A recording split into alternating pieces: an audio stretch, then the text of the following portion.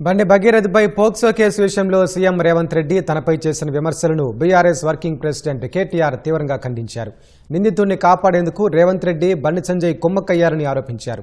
నిందితుడు 9 రోజుల పాటు పోలీసులకు దొరకకుండా చూసింది ఎవరని కేటీఆర్ ప్రశ్నించారు. ముఖ్యమంత్రి, కేంద్ర మంత్రి తోడు దొంగల మాదిరిగా ఇద్దరు. ఒక మైనర్ బాలిక మీద అఘాయిత్యం జరిగితే ఈ రాష్ట్రంలో కంప్లైంట్ తీసుకోవడానికి పోలీసులు నిరాకరించి 6 గంటలు పోలీస్ స్టేషన్లో కూర్చోబెట్టి వేధించి చివరికి కౌంటర్ కేసు పెట్టించారు. ఎవరు పెట్టించారండి ఈ రాష్ట్రంలో? వాస్తవం ఏంటి? అసలు సిగ్గుపడాలా ముఖ్యమంత్రి? ఏమంటాడు మీ డీజీపీ? ఆయనకేమైనా ఉందా తలకాయ? అసలు ప్రైమ్ మినిస్టర్ బందోబస్తులో బిజీగా ఉన్నాం అందుకే కేసు పెట్టలేదా? ప్రైమ్ మినిస్టర్ బందోబస్తు వచ్చినప్పుడు మొత్తం నేరస్తులందరికీ హాలిడే ఇస్తారా? 3 రోజులుగా సంపుకొనరబోయ్ అని చెప్పి మొత్తం చెలరేగమని చెప్తారా? ఏం చెప్తున్నావు నాకు అర్థం కాదు.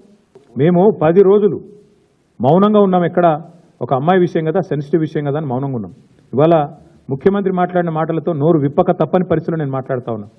ఏదో మా బావమ్మరి దీంట్లో దొరికినాయి అంటాడు. పెట్టు కేసు ఎవడొద్దన్నాడా నిన్ను? ఏం దొరికినాయి? నీ ఎక్సైజ్ సూపరింటెండెంట్ చెప్పింది కదా, ఏం దొరకలే ఏం లేదని ఆయన. నువ్వేమైనా ప్లాంట్ చేయబోయినట్టున్నావు. మీ వాళ్ళకి చెప్పేది ఆడ ఇరికీయమని చెప్పినట్టున్నావు. ఇరికేయలేకపోయినా నేనేం చేస్తా దానికి?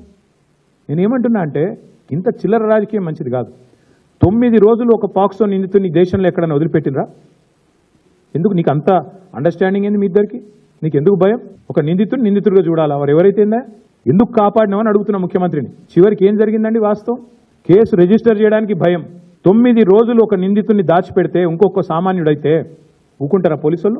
వాళ్ళ తల్లిని తండ్రిని తీసుకొచ్చి పోలీస్ స్టేషన్లో కూర్చోబెట్టారు. అంటే ఇక్కడ కేంద్ర మంత్రి కాబట్టి స్పెషల్ ఎక్సెప్షనా? అంటే నువ్వు రేపు చేయి, మర్డర్ చేయి, ఏమైనా చేయి, కేంద్ర మంత్రి కొడుకైతే మేము ముట్టుకోమనా? రేవంత్ రెడ్డి ఉన్నాడు మా దోస్తు కాబట్టి కాపాడుకుంటామనా? చివరికి దిక్కులేక నేను హైకోర్టుకు సల్యూట్ చేస్తున్నా. బెయిల్ కోసం ప్రయత్నం చేసిండ్రు మీరు. అది రాకపోతే సచ్చినట్టు నువ్వు అరెస్ట్ అంటావు, ఆయన లొంగుబాటు అంటాడు. ఇద్దరు డ్రామాలు.